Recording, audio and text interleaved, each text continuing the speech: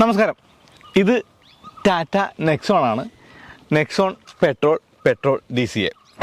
അപ്പോൾ നമ്മൾ media drive കഴിഞ്ഞതിന് ശേഷം ശരിക്കും അന്ന് ഓടിച്ച ഒരു ഇത്തിരി ദൂരത്തിന് പകരമായിട്ട് കുറച്ചധികം ദൂരം നെക്സോൺ ഓടിക്കാൻ ഇപ്പോൾ കഴിഞ്ഞിട്ടുണ്ട്. കാരണം നമുക്ക് വണ്ടി തന്നു, നമ്മുടെ കയ്യിൽ വണ്ടിയുണ്ട്, കുറച്ച് ദിവസമായിട്ട് നമ്മൾ ഓടിച്ചുകൊണ്ടിരിക്കുകയാണ്.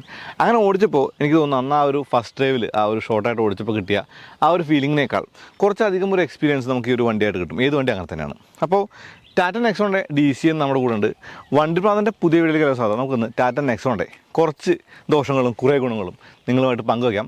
അതായത് ഒരു പ്രോപ്പർ റിവ്യൂ നമ്മൾ ചെയ്തിട്ടുണ്ട്, അതിൻ്റെ ഫീച്ചേഴ്സ് എല്ലാം പറഞ്ഞിട്ടുണ്ട്. എന്നാൽ ഈ ഫീച്ചേഴ്സും ഈ കാര്യങ്ങളും ഒക്കെയുള്ള വണ്ടിയുമായിട്ട് ജീവിക്കുമ്പോൾ എന്താണ് അതിൻ്റെ ആ ഒരു ഫീലിംഗ് എന്നുള്ളത്, എന്താണ് അതിൻ്റെ ആ ഒരു ഫീഡ്ബാക്ക് എന്നുള്ളതും നിങ്ങളുമായിട്ട് പങ്കുവയ്ക്കാൻ ഇതാണ് ഏറ്റവും നല്ല ഒരു ഐഡിയ എന്ന് തോന്നുന്നുണ്ട്. കാരണം ഗുണങ്ങളും ദോഷങ്ങളും പറയുന്നതാണ് ശരിക്കും വണ്ടി വാങ്ങാൻ പോകുന്ന ആൾക്ക് ഏറ്റവും ഈസി ആയിട്ട് ഓക്കെ ഈ വണ്ടി വാങ്ങണോ വേണ്ടയോ എന്ന് തീരുമാനിക്കാൻ ഉതകുന്ന ഒരു കാര്യമായിട്ട് എനിക്ക് തോന്നുന്നത്. അപ്പോൾ ശരിക്കും ആദ്യ നെക്സോണിൽ നിന്ന് ഈ ഒരു നെക്സോണിലെത്തിയപ്പോൾ ഡിസൈനിൽ ഗജാന്തരം എന്ന മാറ്റം വന്നു. ബിസി ആയിട്ടുള്ള ഡിസൈൻ മാറി നീറ്റായിട്ടുള്ള ഡിസൈനായി, കുറച്ചുകൂടി കാണാൻ ഒത്തിരി ഭംഗി വെച്ചു. ഈ ഒരു കളറുകൾ ഒരു ജെംസൂൺ ടൈപ്പ് പോലെ കുറേ കളറുകൾ വന്നു. അങ്ങനെ ഒരുപാട് കാര്യങ്ങൾ ടാറ്റ നെക്സോൺ ഉണ്ടായിട്ടുണ്ട്. അപ്പോൾ എന്തായാലും ഇന്ന് നമുക്ക് ഈ ഒരു കാര്യങ്ങൾക്ക് പരിശോധിക്കാം. വാ.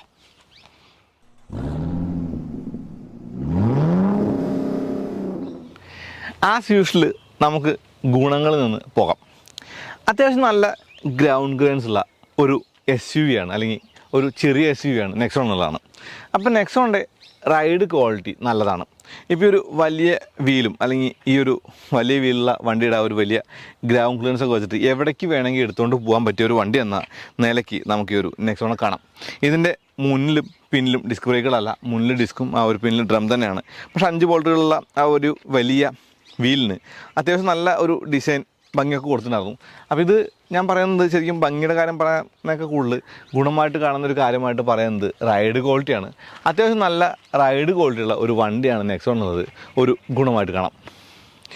അടുത്തൊരു ഗുണമായിട്ട് ഞാൻ പറയുന്നത് ആദ്യം പറഞ്ഞ ഒരു പോയിൻ്റാണ് രൂപം എന്ന് പറയുമ്പോൾ ആദ്യ നെക്സോൺ ഉരുണ്ടിരിക്കുന്ന നെക്സോൺ ആയിരുന്നു. അത് ഇഷ്ടപ്പെട്ട ആളുകളുണ്ട്, എനിക്കറിയാം. പക്ഷേ എനിക്ക് ആ ഒരു ഡിസൈൻ ഒത്തിരി ബിസി ആയിട്ട് തോന്നി. വീണ്ടും വന്ന നെക്സോണിന് ആ ഒരു വൈറ്റ് ബാറെല്ലാം കുറച്ചുകൂടി ഒത്തിരി ഒരു ബിസി ഡിസൈനായിട്ടാണ് എനിക്ക് തോന്നിയത്.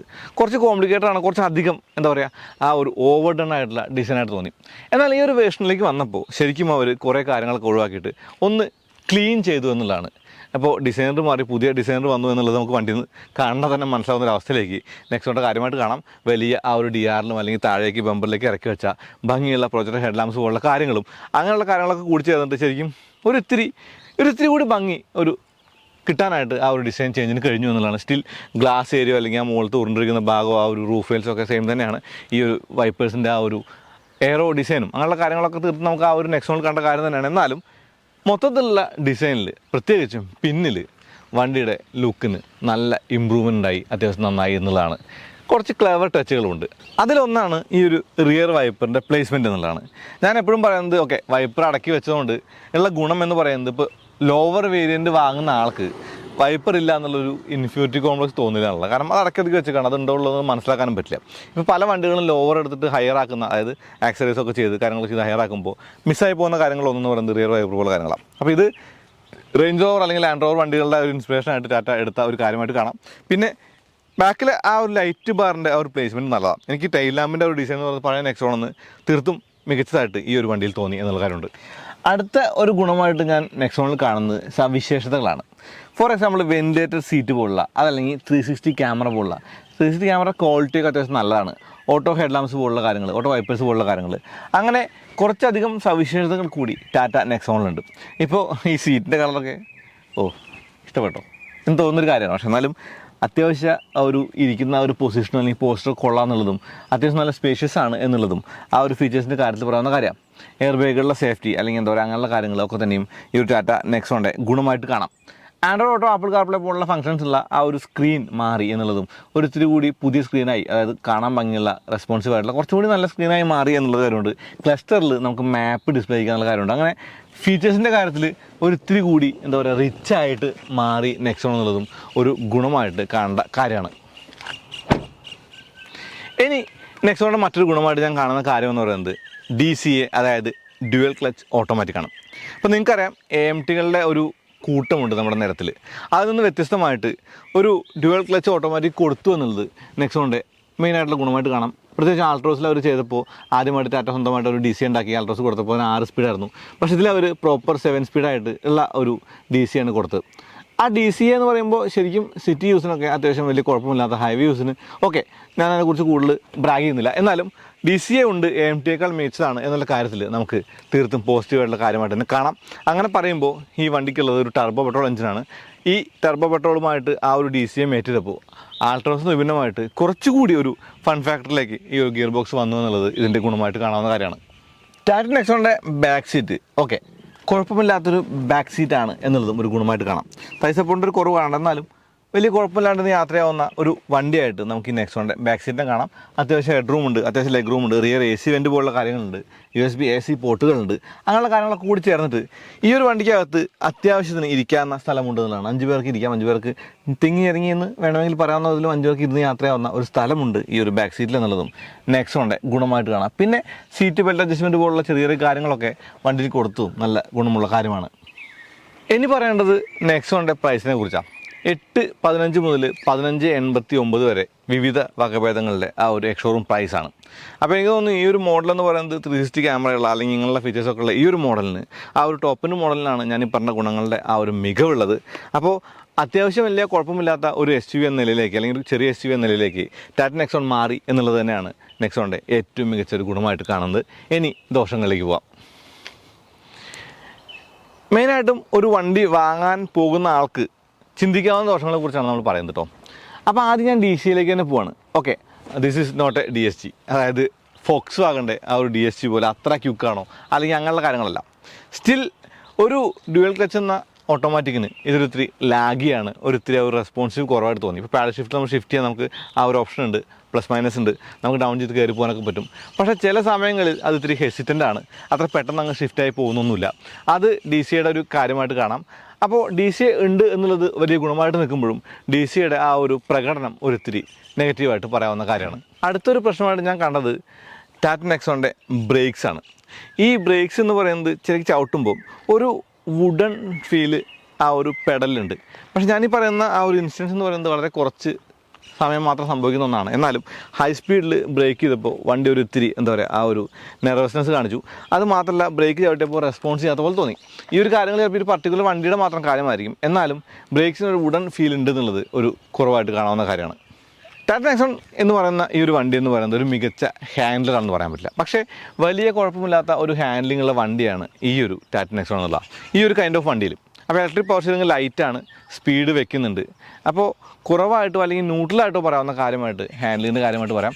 വലിയ ഒരു ഹാൻഡർ അല്ല, പക്ഷേ ദ തിങ്സ് ഡൺ വെൽ എന്നുള്ള ഒരു കാര്യത്തിൽ മികച്ചു നിൽക്കുന്ന ഒരു വണ്ടിയായിട്ട് നമുക്ക് നെക്സോൺ കാണാം. അതൊരു ഗുണമാണോ ദോഷമാണോ നിങ്ങൾ താഴെ കമൻറ്റ് ചെയ്യൂ.